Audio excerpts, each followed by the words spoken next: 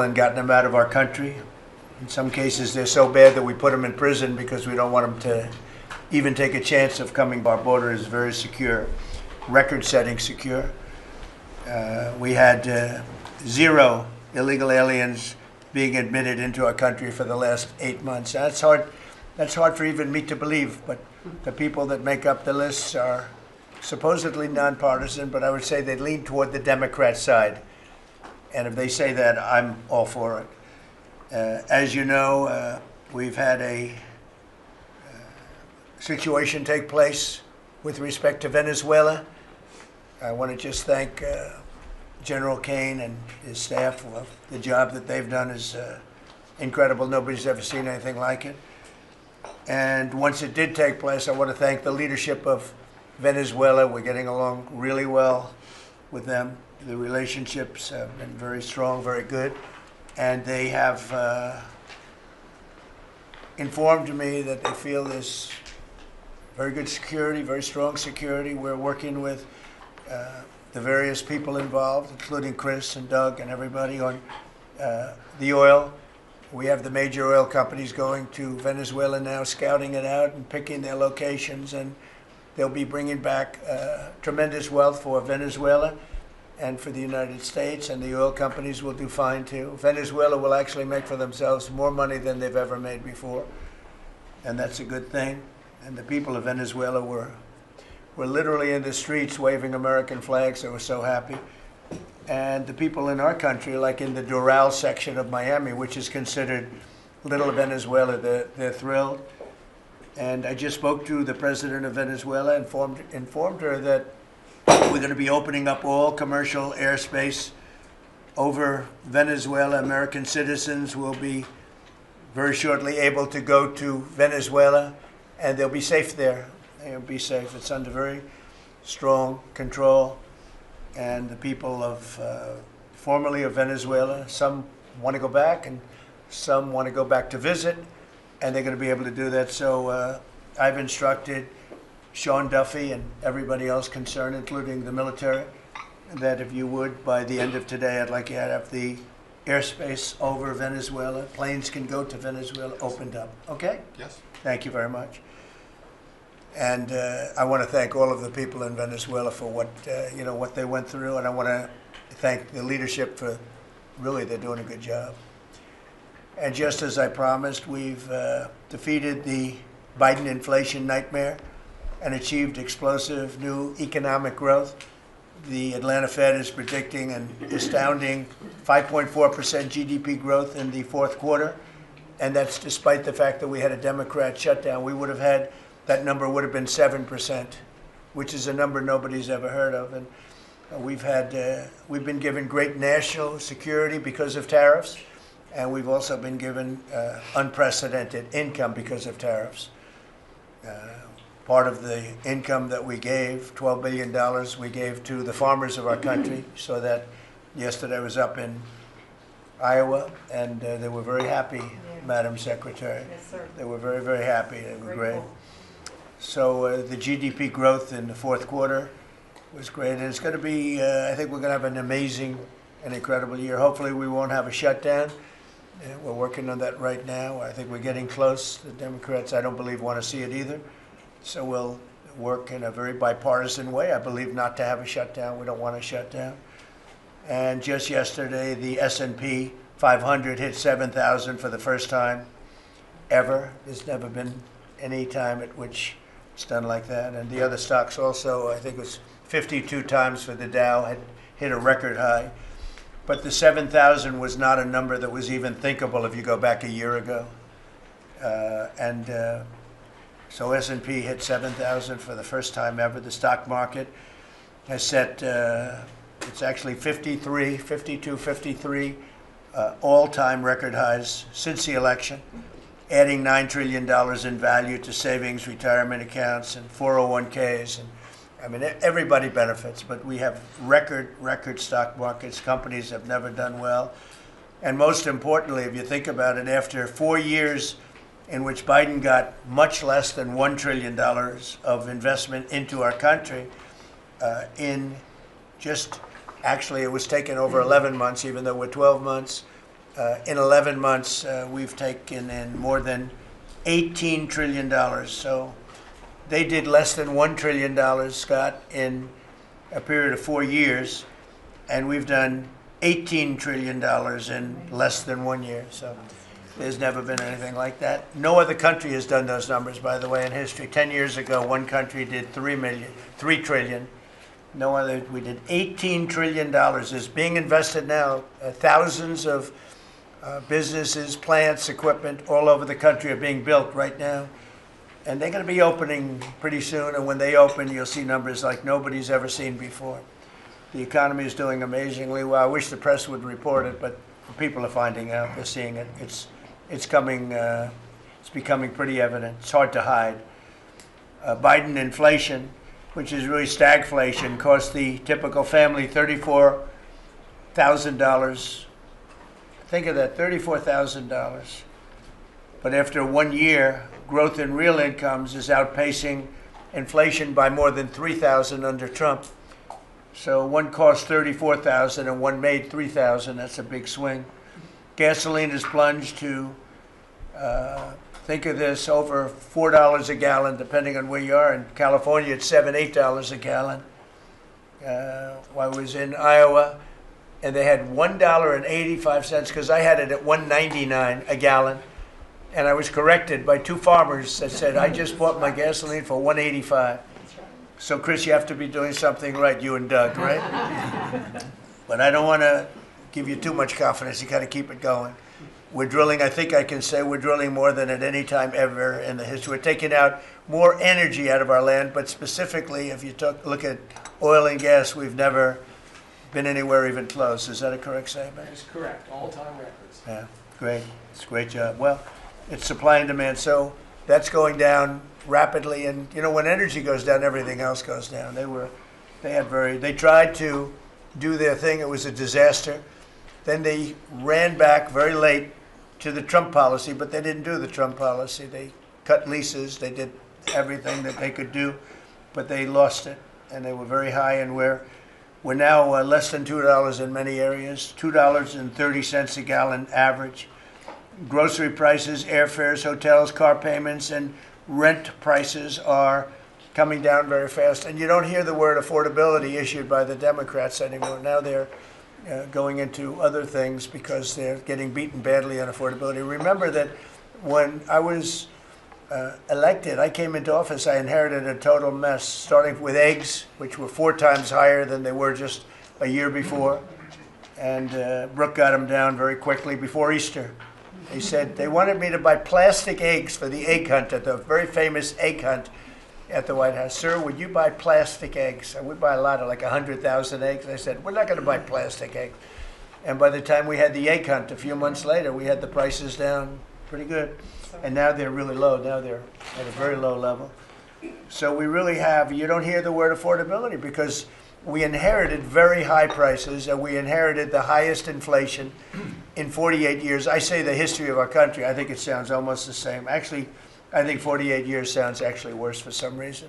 So I'll go with the 40, because the press corrected me. I said history, and they said, it's not a history, it's 48 years. I said, I'll accept that.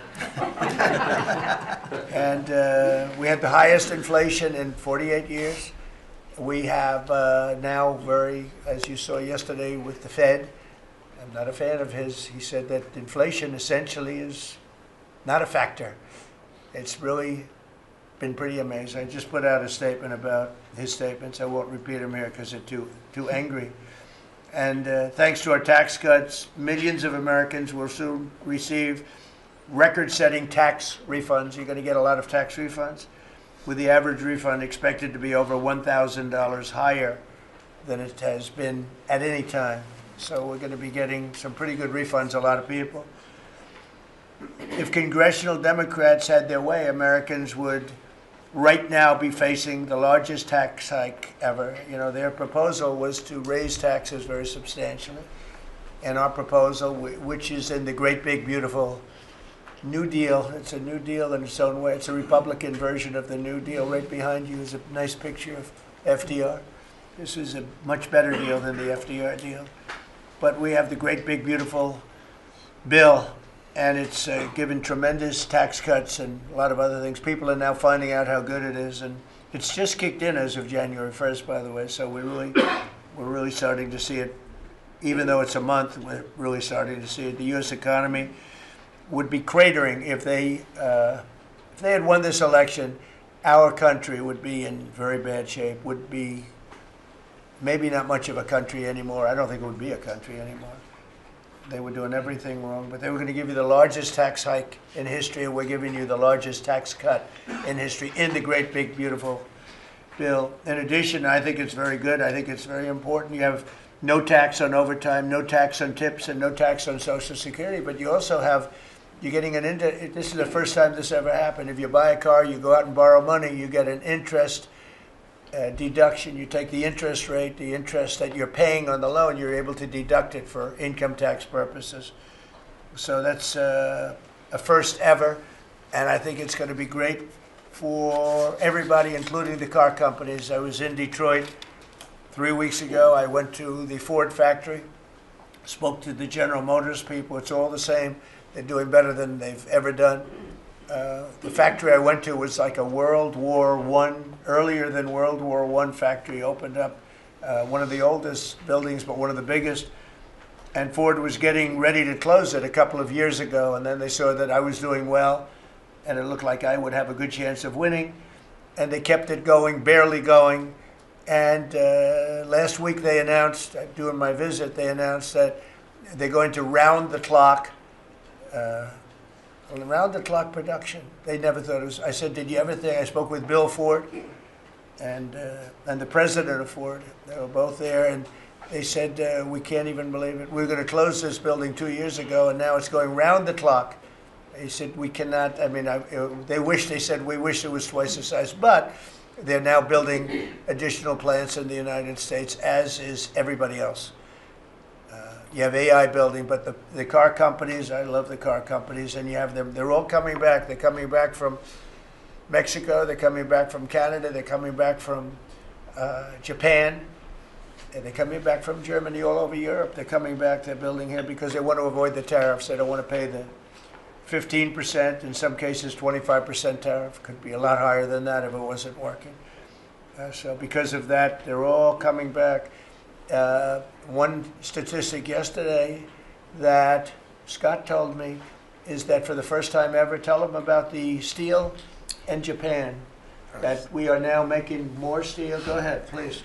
So yesterday they reported for the first time in 26 years, the United States of America produced more steel than Japan. Wow. And that is entirely driven by your tariffs. Amazing. Think of that.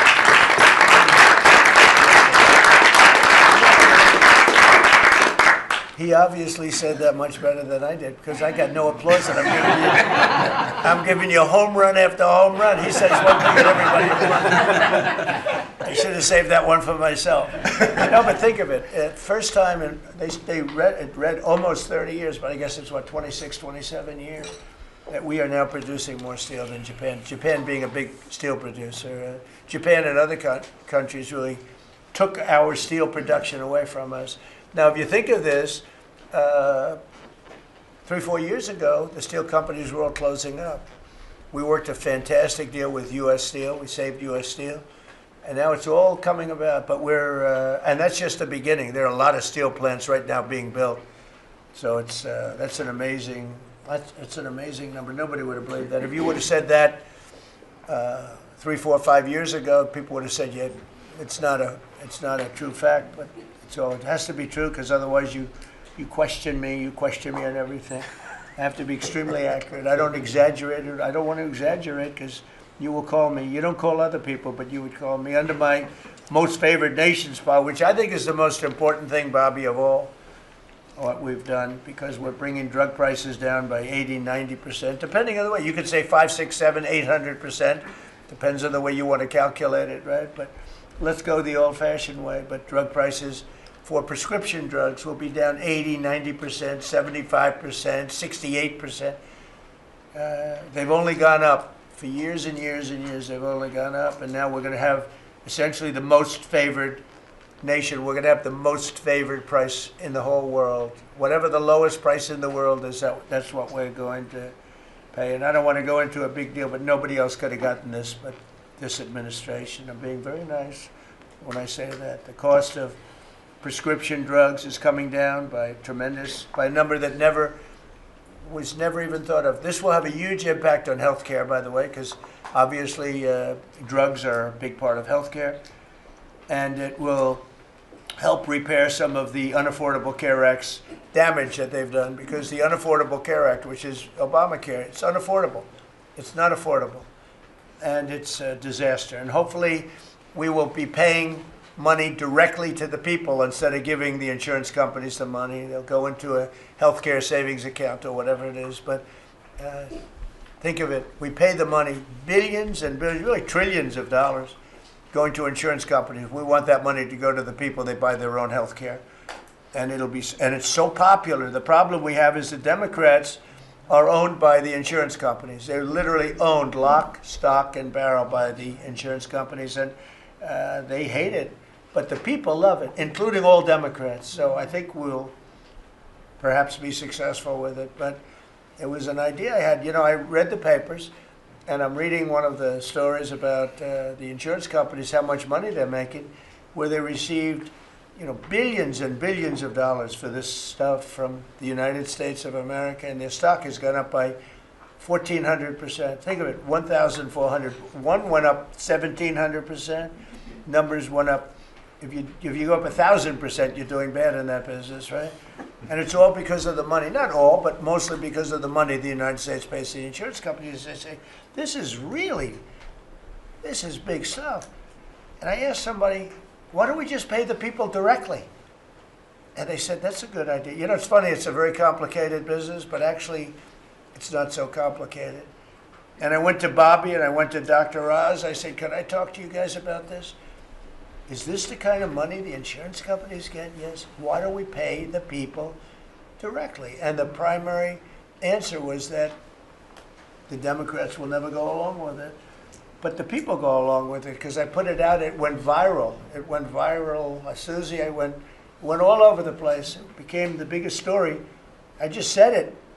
And so I think we have a great situation if we can do it. But if you think most favored nation policy for drugs will bring your drug prices down at levels. So now if they're selling a pill for $10 in London and $130 in New York, the London price will go up to $20 and we'll go down to $20. So we'll go from 130 down to 20. And by the way, tariffs did it again, because the drug company said, we'll do it begrudgingly, but they were okay. But we'll do it, but no nation's going to approve it, because even if you raise the price by, like on a pill, $10 to $20, you're doubling the price of their prescription drugs. I said, no, they'll do it. And when I got them on the phone, I said, if you don't do it, we're going to charge you very substantial tariffs, more money than that's going to cost you. And they said, we'll do it. And before, I don't know that any other president even tried to do it. We can't find it.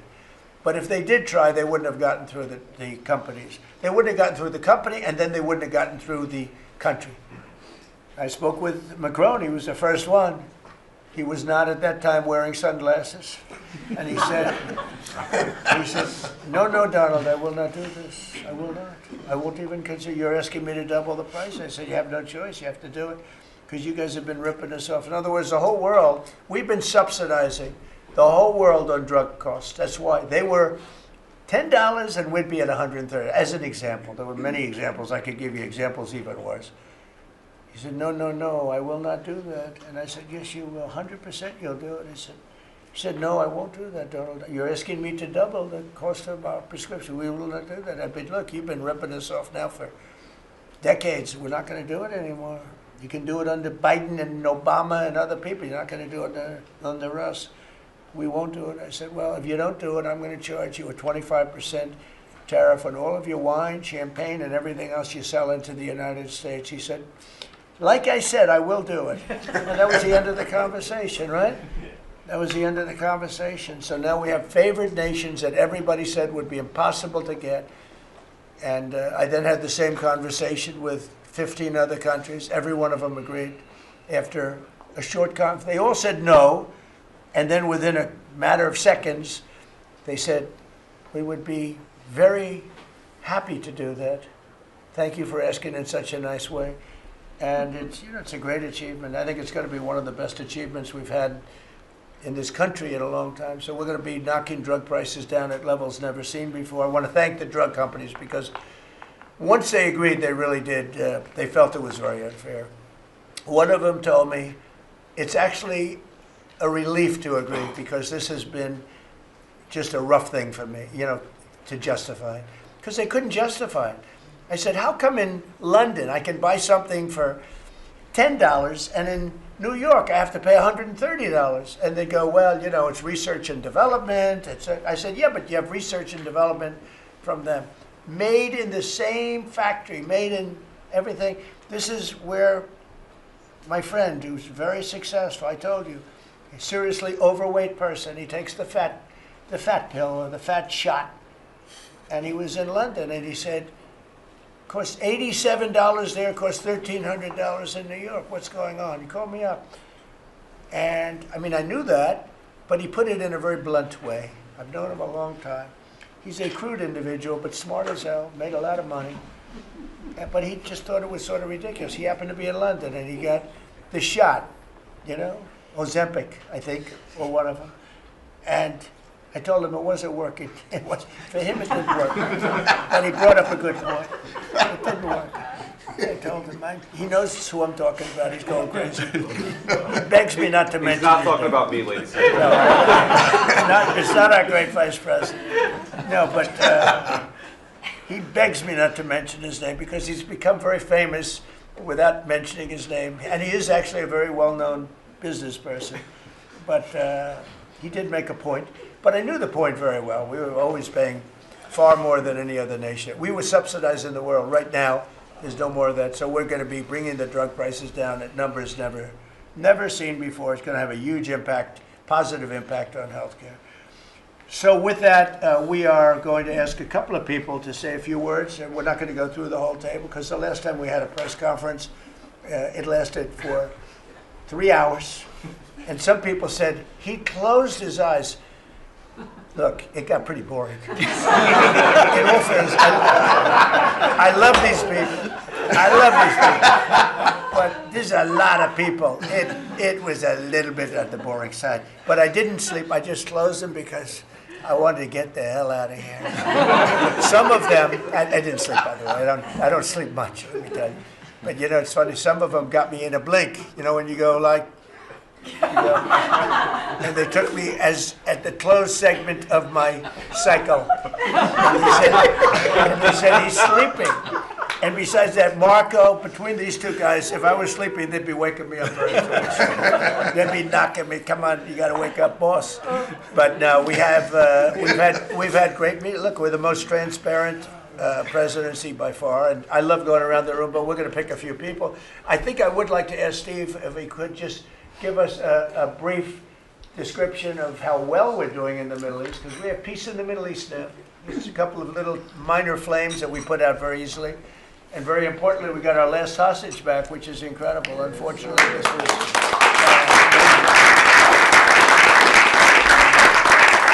something that nobody said could be done. And I will tell you, Hamas was a big factor in getting all of the hostages back. We were not happy with them, and they had to bring them back. And they found the dead hostages, the bodies of hostages. And those parents wanted their sons back. I think in all cases, sons.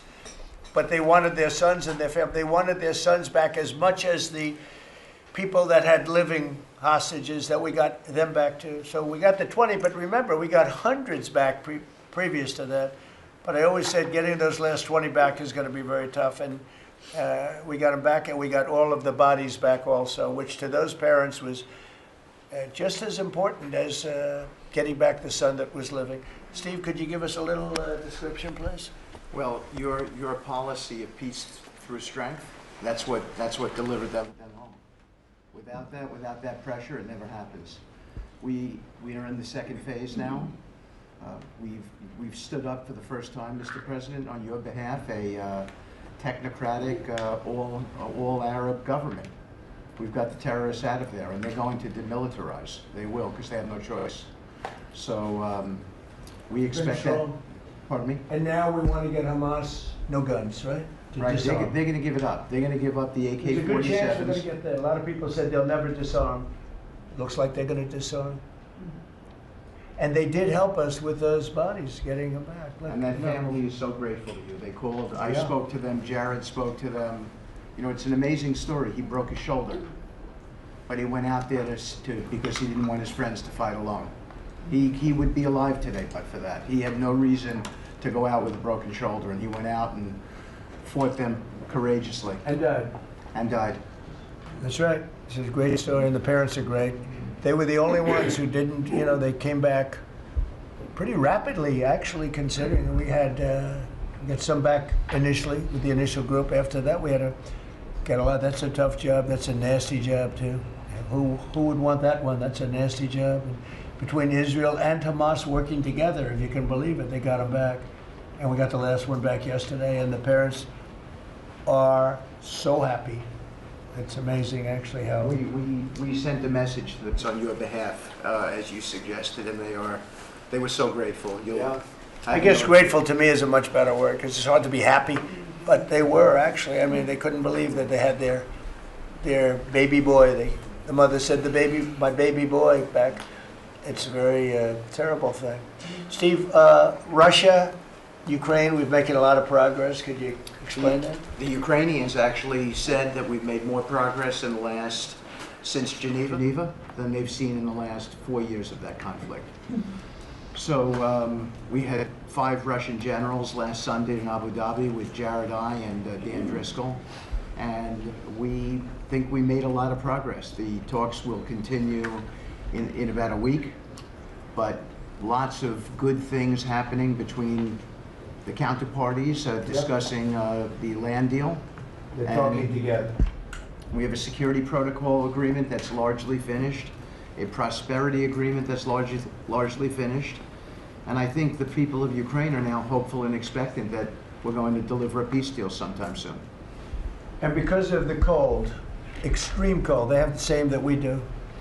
I personally asked President Putin not to fire on Kiev and the cities and towns for a week during this. It's extraordinary. It's not cold. It's extraordinary cold, record-setting cold. Over there too, they're having the same. It's a big pile of bad weather, the worst.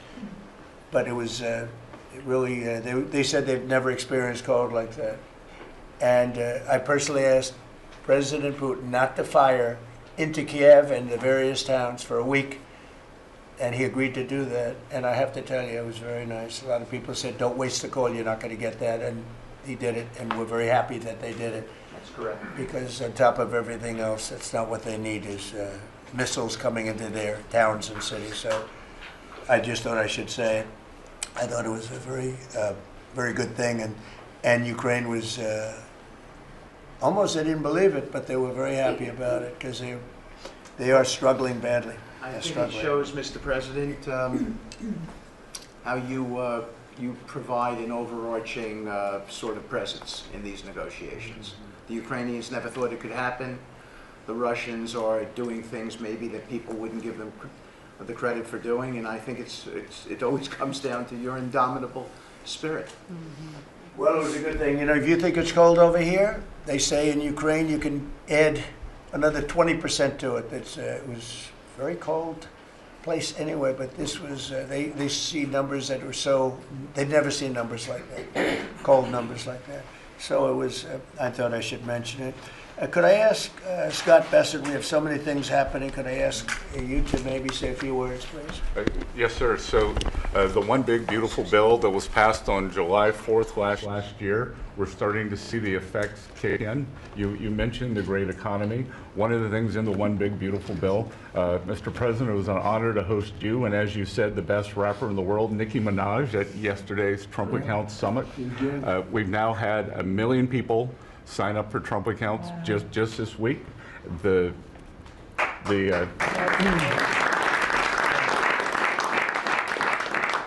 we think there'll be 25 million families who are eligible. The segment that you and she did has 1 billion hits, 1 billion hits on the internet. So we're telling everyone, go fill out form 4547, trumpaccount.gov. So thanks to you, the Trump accounts, the next generation's America will benefit from today's record-breaking economy, record-breaking benefits. Sir, when we came in, the Biden administration had destroyed the American people with the 3 I's: immigration, inflation, and interest rates. Immigration, check, you close the border. The inflation, as we've heard, back down to target. Prices are coming down. And interest rates, we hope there's more on the way. We've got gains in wages, low prices, and I think 2026 is going to be the year for the Trump boom. It's going to be a supply side boom. I enjoyed the trip out to Iowa. In the diner, the staff there was thanking you for the no tax on tips, and they're expecting big refunds from that. We saw the CEO of John Deere, who said, thanks to your tariffs, new plants in Indiana, Carolina. Two massive plants being built by John Deere. And he's the chairman and CEO, wonderful guy. And I said he was at the event we had in Iowa, which is appropriate, John Deere, Iowa. But I said to him, so what are you doing? He said, we just announced 2 massive plants. In fact, they're going to have 1 plant for excavators. And he said, there hasn't been an excavator built in this country in years or something. He said, they're taking it out of Japan and they're moving it into the United States. 2 very big plants. And I said, so why are you doing it? He said, because of you and because of tariffs. I said, if we didn't have tariffs, would you be doing it? He said, absolutely not. So it's very important, and I hope we're going to be successful with the Supreme Court case, because we're waiting, and we're taking in hundreds of billions of dollars, and we don't want to give it back, number one. And number two, and you know, the people that are fighting us on that case, by the way, are China-centric. These are people that are for China, but they're also outside of the United States. These are countries that have ripped us off for years and years, charging us tariffs. And now we're doing an amazing job, and we're getting it back. We're getting it all back and then some. And they're the ones that are leading that lawsuit that we have in front of the United States Supreme Court. So it's a very important lawsuit for our country. And hopefully it's going to work out. We're waiting a long time, but hopefully it's going to work out. We've taken in hundreds of billions, even trillions of dollars, and certainly we've taken in trillions of dollars of, you know, a big part of that $18 trillion that's coming in is because of tariffs that are coming in. They're building because they don't want to pay the tariff, and the tariffs are very, you know, steep. They could be much steeper. You probably saw I put out a truth today, and the tariffs could be much steeper. We've been actually very nice about it. But even being nice about it, we've taken in hundreds of billions of dollars. And honestly, they've given us tremendous national security. The power that we have because of that. They have given us tremendous strength and national security. Go ahead, Scott. Yes, sir. And the IEPA power you used on the tariffs, as you said, we're bringing in tens of trillions of investments. The tens of trillions of investments turns into factories construction, which turns into factory jobs, which turns into consumer spending. You've right-sized the government, so government employment is down, private sector is up. Growth was a stunning 4.7, 4.8% in the past 2 quarters, biggest back-to-back gains in a decade.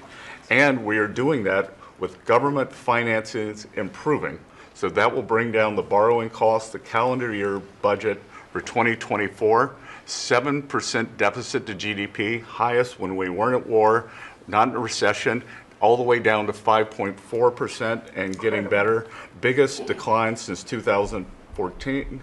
Generational gains in productivity, soaring productivity. We're going to lift workers' pay, record high prices, record high profits, and stock prices are soaring. You got a manufacturing renaissance, and all the key inflation metrics are trending lower. Over the past 3 months, the consumer price index is just 2.1, and core prices are even lower at 1.6, and I think that could trend below 1, given energy, as you talked about, the pharmaceutical discounts, and rents. So we're expecting a great year in 2026, Mr. President.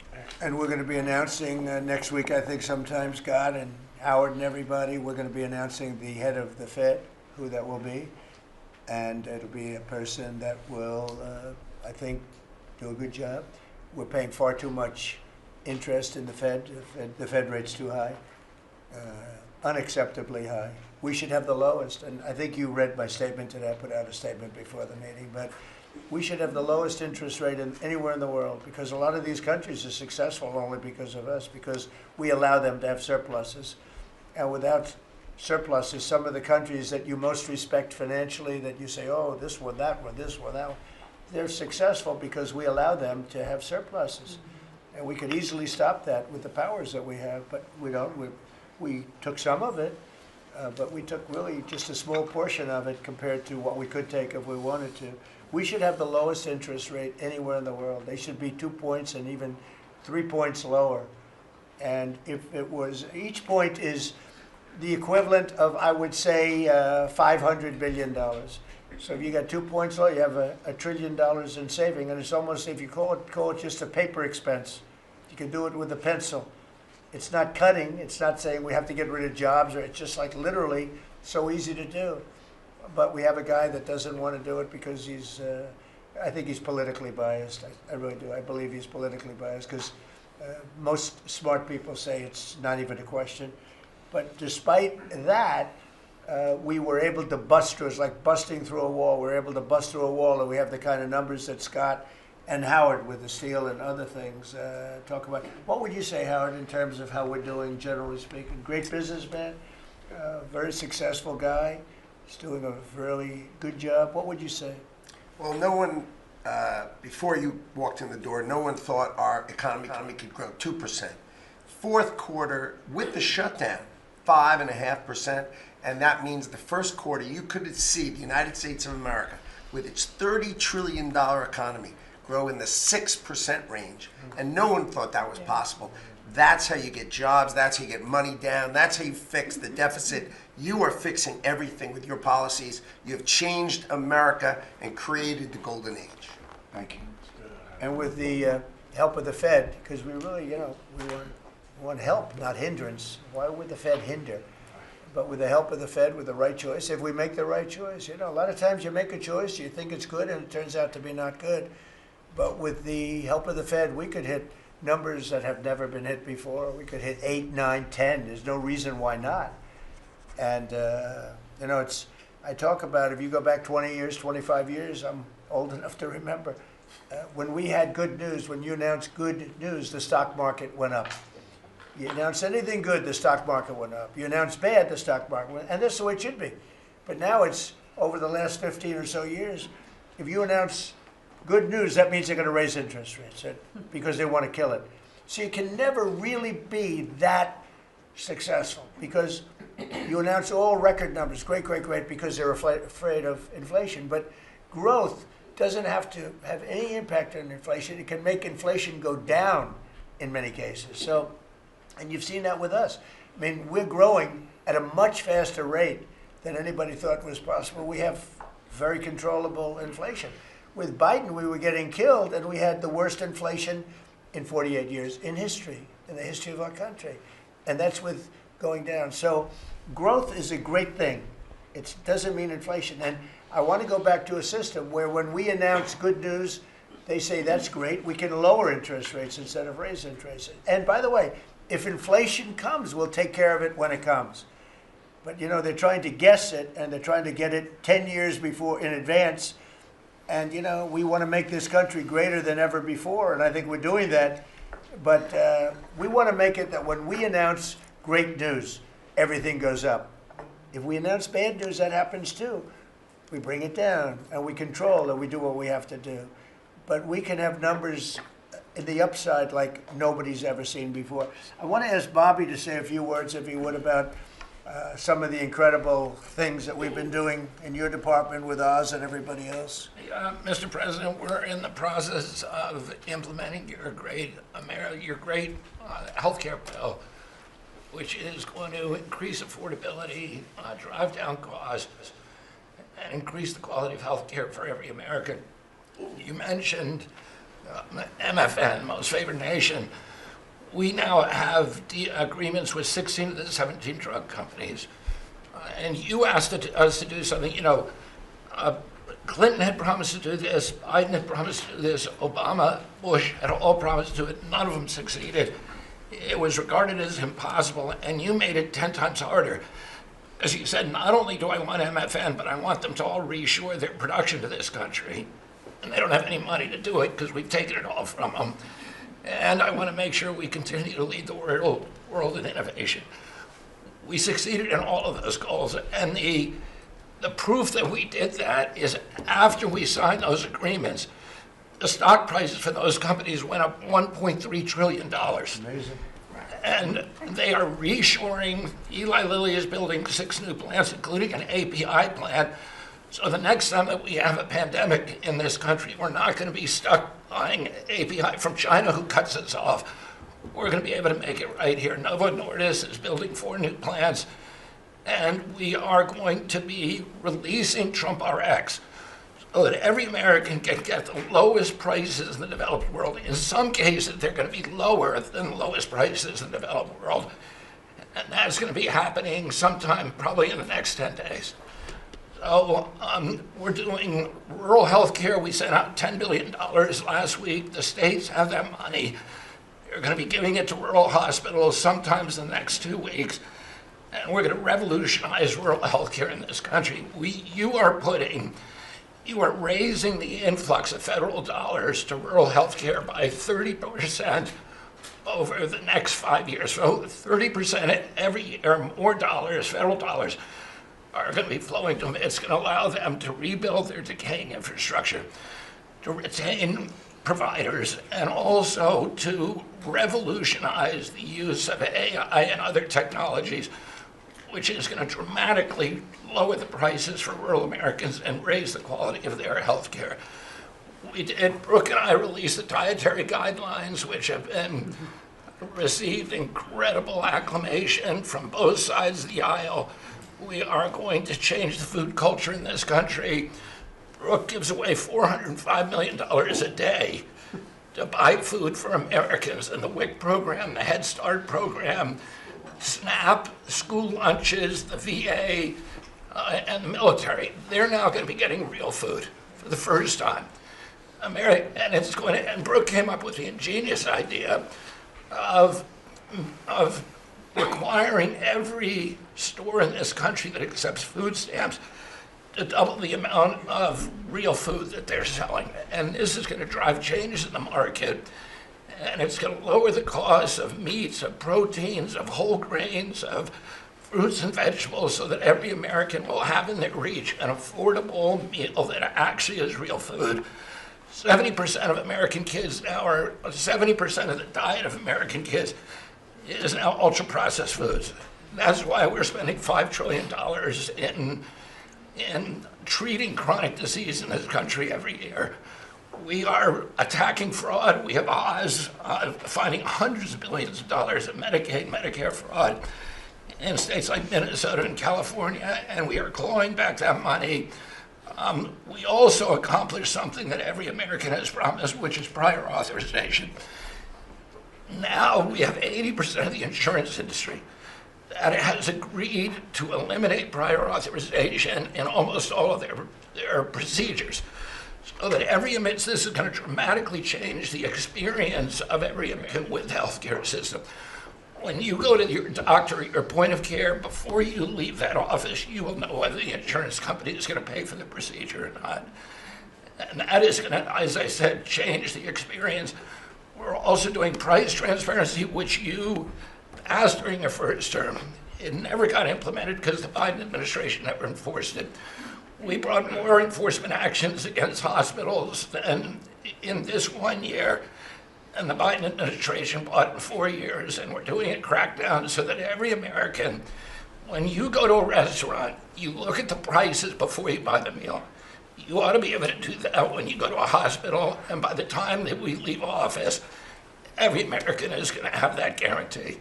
We're doing a lot of other stuff, but We were told to keep it short, so And the autism that's moving along, really, is that we've commissioned now dozens of studies, maybe over 100, and we are going to get those done for you. Good. That's so important. Also, Eli Lilly, Merck, Pfizer, every drug company, they're spending trillions of dollars right now, as we speak, building plants in the United States because they want to be able to save a lot of money on tariffs. It'll be hundreds of percent, 100%, 200%, 300% in 2 or 3 years from now. So I said, you better have your plant built because in 2 years from now, before I leave office, it'll be a sad day, very sad day for me.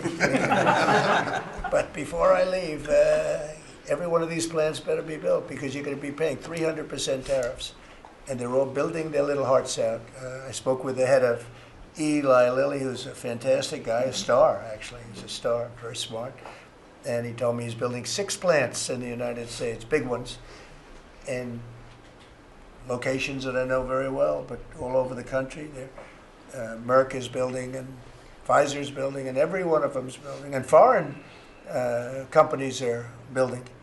So it's an amazing thing that's happening, and you're doing a fantastic job. I read an article today where they think Bobby is going to be really great for the Republican Party in the midterms. So I have to be very careful that Bobby likes us. But we're letting you do your job, right? Thank you, Mr. President. Thank you. You're doing a great job. You and Oz and the whole group, they're doing a... I'll add this, and Marty McCary has done an incredible job at FDA. That's true. Last month, we approved more gene and cell therapies than any time in history. And we're making this a safe and productive and encouraging ecosystem for biotech so that China does not steal that industry from us. Fantastic. I'm going to ask Scott Turner to speak really quickly about housing because, in my opinion, I have very strong opinions on housing. That's what I did for a long time. I did good with it. But, you know, we got to get interest rates down even lower. They are now pretty low, but we got to get them lower. And I'm a big factor, to me, the biggest factor is interest rates for housing. Yes, only in that, you know, you have a lot of people that have become wealthy in the last year because their house value has gone up. And, you know, when you get the housing, when you make it too easy and too cheap to buy houses, those values come down. I don't want those values to come down. We have millions of people that own houses, and for the first time in their life, they're wealthy because the house is worth $500,000 or $600,000 or more or less, but more money than it's ever been worth before. I don't want to do anything to knock that down, and so I want to be very careful with this. You know, you make housing, I can turn on housing immediately, but you make it too easy and you're going to knock the value down of people that own houses. I want to, for those people, those millions of people that own houses, we're going to drive those values up, but we're also going to try making it easier for people to buy. The best thing that can happen for both groups of people is lower interest rates, and those interest rates are coming down, and with a proper, intelligent person at the Fed, that person will be able to work with us to get interest rates down. That covers all of the sins. It covers everything. Lower interest rates keeps the values up for the people that have housing and lets other people buy housing. And Scott, if you could just expand quickly on that. Yes, sir. You did allude to when we first came in, sir. You know, our fiscal house in America was a mess, but because of your economic policies, the economy is thriving. And I do have some good news to share. As you said, you know, good news. I hope this will make the interest rates continue to go down. But because of your policies, sir, home sales in December, they rose sharply to their strongest pace in 3 years. A lot of people, when we first came in particular young people, were concerned and asking the question whether they would ever be able to afford to buy a house in America, which is the American dream. The 30-year fixed mortgage rate dipped to a multi-year lows, driving monthly payments down for the 2 years at the lowest levels. So more people can get a mortgage now, more families can be able to afford to get a home and achieve the American dream. At HUD last year, we helped and supported over 1 million people through FHA and Ginnie Mae to be able to buy a home. 500,000 of those were first-time home buyers, and hundreds of thousands of our veterans we supported. And so that's good news that millions of people in our country are now beginning to buy homes. We also, sir, saw that you are, and we're working with you, making bold action to ban institutional investors from buying single-family homes. Those homes are for the American people. So, sir, thank you for your leadership on that. Also working with Director Pulte over at FHFA to buy $200 billion worth of mortgage-backed securities, driving down even more the cost to get a home. And so we're grateful for those actions. Also, the One Big Beautiful Bill has been tremendous, making the low-income tax credit increase, working with Secretary Besant at Treasury to produce more projects and more homes in America. And the One Big Beautiful Bill also made our beloved opportunity zones permanent. And the media doesn't talk about opportunity zones very much, but I'll do it today because I know that they have been transformative in our country.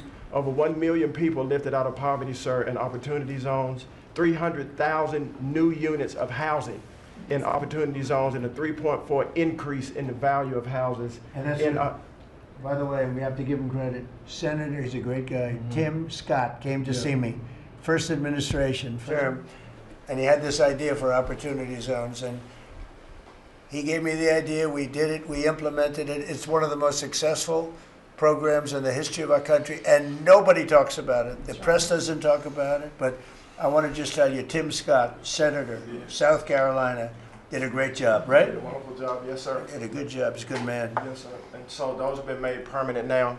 Will help millions of Americans to be able to afford to buy homes. Also, the One Big Beautiful Bill has been allowing HUD to make sure, working with the Department of Homeland Security, that every person that lives in HUD-funded housing is an American citizen. A blind eye has been turned prior to us being here to people living in HUD-funded housing, but no more. We're going to take account and transparency to make sure. And so there's a lot of crime that goes on in public housing, but we're coming after the criminals and making sure that everybody in there is an American citizen. So thank you for your support. We are now have taken possession of our new building in Alexandria, and we're going to save the American taxpayers hundreds of millions of dollars. So, sir, thank you for your support and your leadership. Thank you, Scott. Great job. Appreciate it. One of the things Scott said, though, is, again, existing housing, people that own their homes, we're going to keep them wealthy. We're going to keep those prices up. We're not going to destroy the value of their homes so that somebody that didn't work very hard can buy a home. We're going to make it easier to buy. We're going to get interest rates down. But I want to protect the people that for the first time in their lives feel good about themselves. They feel like that they're wealthy people. And I want them to understand it. There's so much talk about, we're going to drive housing prices down. I don't want to drive housing prices down. I want to drive housing prices up for people that own their homes. And they can be assured that's what's going to happen. Chris, could you say a few words about energy, please? You bet, Mr. President. I can say with confidence that your energy dominance agenda is firing on all cylinders. United States oil production today is greater than Saudi Arabia and Russia combined, the number 2 and number 3 producers. Our natural gas production today is greater than Russia, China, and Iran combined, the 2nd, 3rd, and 4th largest natural gas producers. Huge production in the United States. Secretary Burgum at the Interior Department has taken in more money on oil and gas lease sales in the first year of this administration than the entire 4 years of the Biden administration. And beyond oil and gas, 6 new coal leases under this first year of this administration from the Interior Department, and coal production is growing again in the United States after years of decline. And this beautiful clean coal was the MVP of the huge cold snap we're in right now. I can say with some confidence, hundreds of American lives have been saved because of your leaning in and stopping the killing of coal and revitalizing coal. Coal, over the last few days, where we're at peak demand in electricity, has delivered 20 times more electricity than solar and batteries. Think about that, 20 times more. In industry, coal doesn't mind very cold weather, right? Clean, you're not allowed to say the word coal without proceeding by saying clean, beautiful coal. Clean, beautiful coal. It's not affected by bad weather. Rain, snow, sleet, freezing cold. How does it react under freezing cold weather? it steps up and delivers big time. In fact, what coal did during this storm was deliver massively more electricity than it was delivering a month ago, because we needed far more electricity. Who can step up? The windmills, by the way, are all frozen. You know that they don't turn. The windmills aren't turning. The windmills that these fools paid for. The fool is this country, because the people that have the windmills get massive subsidy, and they make a fortune on windmills that don't even work, and they don't produce anywhere near what they should be. And it's the worst, most expensive form of energy there is. And by the way, Europe is destroying itself with the stupid windmills they're putting all over their beautiful areas of most magnificent landscapes in the world, and they're just destroying. Europe better get smart. Between immigration and energy, they're destroying. It's not recognizable. They've got to smarten up before it's too late. Please go ahead. Yeah, in New England, with somewhat European energy policies, at peak demand time, very cold in New England, wind, solar, and batteries that you were just speaking of delivered less than 3% of the electricity needed at peak demand time, and that's when it matters. Because if electricity goes out when it's very cold, people die. Over 200 people died in a smaller cold snap during the Biden administration. This was massively larger geographically. We've had no failure of the electricity grid, no failure of long-distance transmission lines. Local distribution lines have iced up and come down, and we have people from all over the country working to get those back up because people need their lights back on. But your energy policies delivered just a dramatically different outcome for the American people. If we'd continued the Biden-era policies for one more year, continued to shut down coal plants, continued these crazy climate restrictions that wouldn't even let power plants run at maximum demand time, we hadn't liberated all the backup generators that are sitting there. We gave up an emergency approval, So a lot run of everything. plants that were going to close, coal plants that were modern and good and threw off very little problem, and that were really powerful. You know, by the way, China does most of everything they're doing with coal. Not that we want to copy anybody, but you know, they make the windmills, but they don't have a lot of wind farms. Somebody ought to look at that. How many wind farms do they have? Very, very few. They make them, they sell them, they make a fortune, but they don't use them.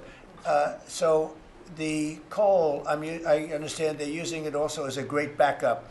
So you build a plant, but they have it as a backup in case of tragedy, in case of really bad weather, et cetera, et cetera.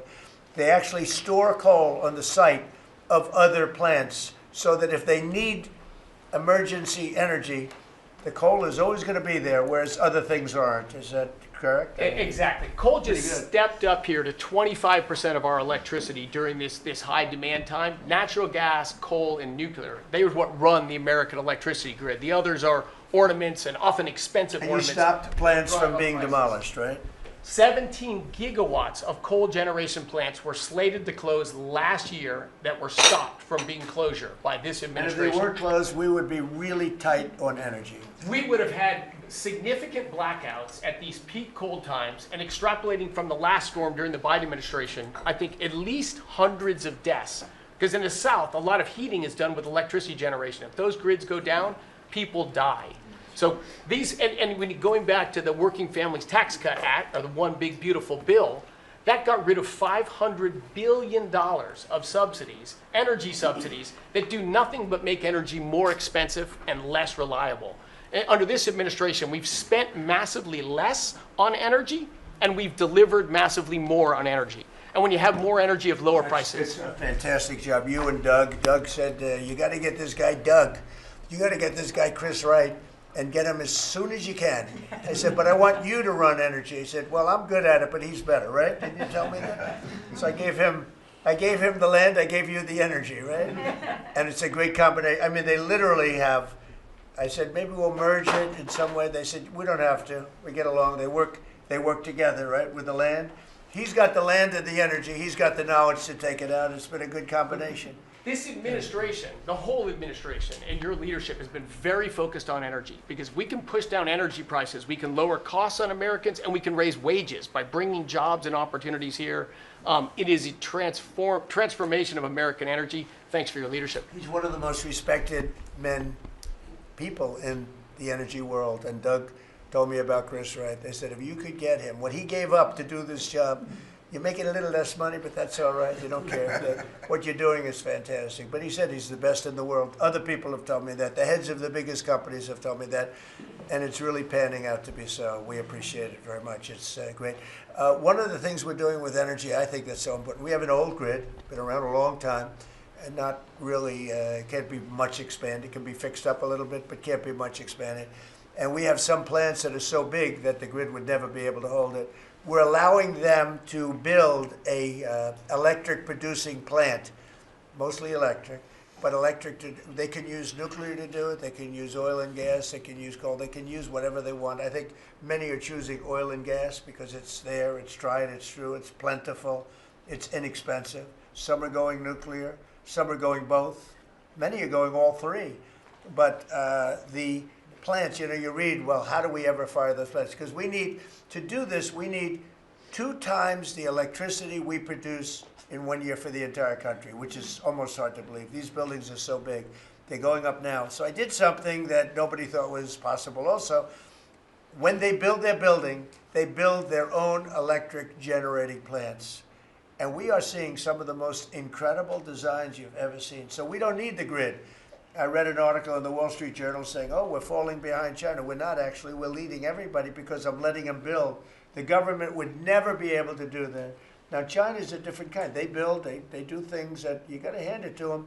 President Xi, they build vast amounts of energy. They don't have certain constraints that we have in this country, but we're more than topping them. We're leading China by a lot on AI, and it's primarily because I'm allowing them to build with their plant their own electricity. If they had to rely on the grid, they wouldn't have any power. You wouldn't have any power for anything. And they're building the electricity. And one of the reasons I'm able to do that is we have a very capable man in the room named Lee Zeldin. He may be in the room someplace. Is it his normal place? He's there. He's always there. Most reliable, solid guy. And he's done an amazing job. Could you just explain that? And also, because of the fact he's so good, California has a problem. The hardest permit to get when they lost 25,000 or so houses, which shouldn't have been lost, they should have allowed the water to come down from the Pacific Northwest, which was very plentiful. But they didn't do that. They lost 25,000 houses. Lee and his team gave them the most complicated permit within 20 days. Everybody, every single house that burned down got the federal approval. Unfortunately, it's well over a year. And the state and the city, that's Gavin Newsom, and the city, the mayor who's grossly incompetent, by the way, they have been unable to give permits. There are like 3 houses being built out of thousands and thousands. They have no permits. So I read about a week ago that it's possible because of what's happened, whether you declare national emergency or something, these people are they're dying to build their house. They want to do something that I could put somebody in charge from the federal government. Congratulations, Lee. And I'm putting Lee Zeldin in charge of getting them their permits, city, federal. You have the federal, you need the city and state, and I hear you have great powers over them if we want, and we're going to give you that power. We've already given you that power. So Lee Zeldin is going to work with the thousands of people that are dying to build their house. And I also recommend one other thing. Give them the house plus a 10% bonus. In other words, you get a bonus, you can build your house 10% larger. They've suffered so greatly. They've waited so long, and they should be given a bonus. So I think, and I've heard this has been done before, they get a 10% bonus. They can build a house that's a little bit larger than what they had before. And I'd like to have you take it over. Mr. President, your great Secretary of State was looking for another job. So. I was thinking about him, but he's pretty well booked. I watched him. He did a great job yesterday, but he's a little booked up. Let's go, Lee. Talk. No more ideas like that. When President Trump came into office, he immediately signed an executive order giving EPA 30 days to complete our Phase 1 hazardous material removal, so that the Army Corps can come in and complete their Phase 2 debris removal. So at first, the response was that was going to be impossible. Good luck trying to get it done maybe by the summer. But we figured it out because operating at Trump speed, the president was just sworn in. we had to get it done, and we got it done in less than 30 days. The Army Corps then came in and completed the debris removal. So the federal government, while the governor has tried to accuse this president of not focusing with a laser on putting all of the weight of the federal government into getting this done, it happened from the moment he was sworn into office. SBA came in. I think it was about half of the disaster loan money, billions of dollars from last year went towards these residents and businesses. So the full weight of this government. But right after I was sworn in, which was actually a year ago today, my first trip was to East Palestine because the vice president never forgets his home state. The second trip was going to Los Angeles. There were people with contractors all over Palisades and Eaton ready to rebuild right then and there. You're talking about a year ago. And now the frustration, the passion that we all hear from all of these Los Angeles residents. And President Trump, he's made it clear to us that he's heard enough. And the message should be heard loud and clear to that local leadership. They should be motivated listening to this right now. And when this cabinet meeting is over, if it hasn't been done already, is that they need to go into the office where these permits are just laying around, flip over tables if you have to, fire people if you have to, and get all of these approvals done so that people can rebuild their lives. It's been a year, and this president has had enough. So whatever you can do, you know, that's going to be very important. And it's so sad, those people, we were there a few days after the fire, you were there with me, we were walking down the streets. The people are devastated. The love that they had for that property was, everybody was going to rebuild, and they thought they could do it immediately. They should have. We gave it to them so quickly, but they can't get their permits. They still can't build, and they're losing spirit too. I mean, a lot of people are losing spirit. And the other thing I'd like to talk to you about and other people about that happen to be sitting around the table. They want to build a low-income housing project right in the middle of everything in Palisades. And I'm not going to allow it to happen, okay? I mean, maybe it's politically correct, maybe it's not. I'm not going to let these people destroy the value of their houses. I built a lot of low-income housing. I made a lot of money building low-income housing. I know more about it than anybody. We're not going to allow this guy to build a low-income housing project on top of everything else in the middle of that mess that was created by the fact that they didn't allow water to come down from the Pacific Northwest, okay? And I'd like you to have that stopped, and stopped immediately. No financing. That might be you, Scott, because they'll come to you for financing. It's never going to be approved. You would never, but Scott thought it was a horrible thing. So there's going to be no financing for low-income housing. Let the people build their houses, and as fast as you can, help them, help the mayor and help the governor get their permitting done, okay? Yes, sir. Okay, thank you very much. Kelly, you know, I think you were just alluded to. Are you helping some of the people out there with loans? Yes, Mr. President, thanks to your leadership, you also helped put the fires out. Your executive order got water to the scene in your earliest days of your presidency. So you've been there from day one. We've been out there twice now. There had been no changes until your executive order this week that is allowing that permitting to happen quickly. We have 16,000 structures burned. We have put loans out on 12,000 of them for $3.2 billion. More than half of all the disaster money delivered in America went to that area. Now, because of the abject leadership, the failures of Gavin Newsom, they have not been able to rebuild. Because of your leadership, they're going to be able to rebuild. But that's not all you've done. They'll take the credit for it. Watch, it'll start, and they'll take the credit. Look at the great job we did. They would never. It wouldn't get built in 20 years, and it will be destroyed by building low-income housing next to luxury housing. History says that doesn't work too well. Go ahead. We're going to make sure that doesn't happen, Mr. President. Please. But under your leadership, you've ended at least 8 wars, okay? But probably the most important and underreported war that this president ended was Joe Biden and the Democrats' war on Main Street and hardworking families. We've seen it as I've gone across the country this month, 10 different states, and we saw it when we were together in Iowa. Hardworking families, farmers, small businesses expressing gratitude, lined up to thank you. I was out with our great vice president last week in Toledo, Ohio. They are thanking this administration for getting Main Street back. The Trump tax cuts, the Tariffs, deregulation, it's all rocket fuel for hardworking families in Main Streets. And I see it whether it's talking about small business expensing 100% accelerated for Made in America factories, the 20% pass-through, but it's also working families where they have expanded child tax credits, increased standard deductions, permanent low-income tax rates, health savings accounts, Trump accounts. This president is delivering for Main Street. It's the most underreported story in this country. And I see it in Main Street businesses. All-time small business confidence hit a record under this president last year after the Trump tax cuts. All-time small business formation now at 36 million small businesses and a record $100 billion out from SBA because a record number of people want to invest in this country and hire.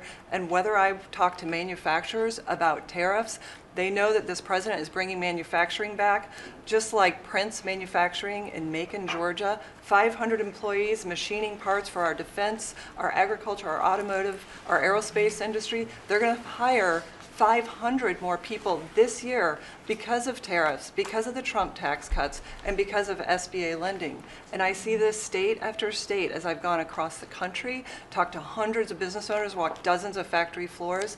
This is not being covered, but it's going on in America. The number one problem is they need skilled workers. And this is something I'm working on with Secretary Chavez-Urimer. I'm working across the administration to ensure that we empower our small businesses. 98% of our manufacturers meet the small business definition. So Ford has 5,000 small manufacturing suppliers. The $18 trillion you brought in is creating an economic boom like none we've ever seen before. We are going to have 7% GDP growth. GDP now is probably underestimating where it is in 4Q, but with interest rates going down, with regulation going down, these are all taxes on small businesses, and those are going away. And thanks to President Trump, your leadership, we are seeing Main Street boom. Hardworking families have $1,000 already in their pockets, and when they get their $1,000 refund tax, I hope they all remember that every Democrat voted against them getting their tax refunds, because this is what our administration is doing, is powering your incredible economic agenda forward on Main Street. Thank you very much. Great job. I do want to say that on my left, I have a man who's doing a fantastic job, and on my right also, but we're spending a tremendous amount of time and effort on building our military. We largely rebuilt the military during my first term, fortunately, and we're greatly enhancing it now. We're going to be doing something new. We're bringing back the battleship, and I thought, like you remember the battleships from the great Iowa and Alabama, Missouri, those unbelievable scenes that you see, Victory at Sea. You'd see these incredible ships, and I thought they were powerful, but the battleships that we're building are going to be 100 times more powerful than those beautiful works of art. I mean, they were magnificent, all steel. We have the steel now, and we're going to be doing that as an enhancement, but our military is very strong. You may want to say something about the large fleet of ships that's heading over to the Middle East. Well, Mr. President, you had to, like so many other cabinet members have referenced, rebuild the perception of America. And at the Department of War, that meant reestablishing deterrence. What happened in Afghanistan, what happened in Ukraine, a war that never would have occurred, what happened on October 7th in Israel, never would have happened under President Trump. So as a result, we're having to rebuild how our enemies perceive us. And when President Trump said, we're not getting a nuclear, Iran, you won't have a nuclear bomb, he meant it. And we sent those B-2s halfway around the world, and they never noticed. When he said, we're not going to tolerate trafficking drugs anymore in our hemisphere, we treat them like the Al-Qaeda of the Western Hemisphere, he meant it, and we're executing that. When you said, Mr. President, we're securing the border, the military was proud to do their part alongside Homeland Security to do that. Same thing with Iran right now, ensuring that they have all the options to make a deal. They should not pursue nuclear capabilities. We will be prepared to deliver whatever this president expects of the War Department, just like we did this month. No other military in the world could have executed the most sophisticated, powerful raid, not just in American history, I would say in world history. What those men did going downtown, another country, the most secure place in the most secure base in the middle of the night, without anybody knowing until those simultaneous bombs dropped 3 minutes before the helicopters dropped. No other country could coordinate that. No other president would have been willing to empower those warriors that way to be that effective.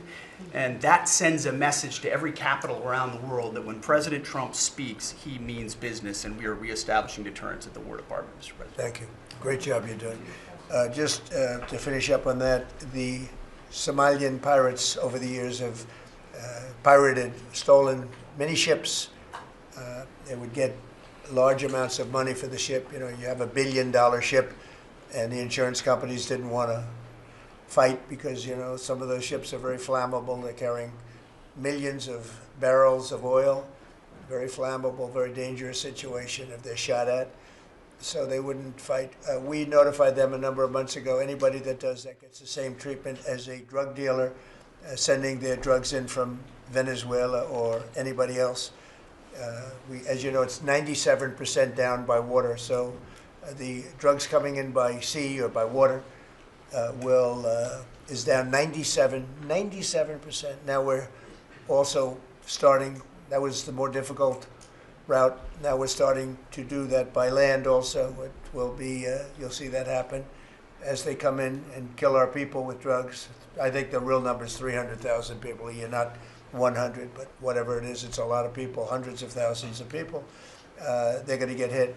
But also we added to the list the Somalian pirates that go out on a boat, similar type boat, actually not quite as fast, not quite as nice as you can imagine, but they get the same missile that we give to the people that are bringing drugs. And so far, we haven't seen anybody going out. So the traffic is not being interfered with by people pirating our ships. Not our ships, ships all over the world. I said, make it for any country. We're doing the rest of the world a favor. It's a very effective favor, but we see very little pirating nowadays. You used to have ships being taken every single, like 2 or 3 a week, these massive ships that be brought in to some place in Somalia, which I don't even know is it a country. We have Ilhan Omar left, and then she gives us lectures on the Constitution of the United States. These people are, what they've done to rip off our country is terrible, but the pirating has essentially stopped. They know that if anybody even makes a move toward a ship, they get the ultimate treatment. They will go to wherever they want to go, but it's probably not going to be to heaven. I can't imagine, but they get hit very hard, just like a drug dealer, just like the boats, the ships that are coming in. Every boat that comes in with drugs on it that we take out, we just saved 25,000 American lives. Each boat is the equivalent of saving 25,000 American, mostly American, but American lives. So I just wanted to let you know that, and Pete's been totally authorized to do that, and they know it's going to happen, and it seems that all of that brisk business that they had has been stopped in its right in its foot. So I just want to thank everybody for being here. My cabinet has been amazing. I like this much better than going around for 3 hours. We'll pick on other ones. Pam, you're doing great. We're all doing great. JD, if you'd like to say something, you can. Would you like to really quickly? He is, after all, the Vice President of the United States. It's okay, sir. I'm here for the free coffee. I just say it's an honor to serve with this group, and we're doing a lot of good for the American people. We're very proud of it. Yeah, we're very proud of the country. We're very proud of you. Thank you very much, everybody. Thank you.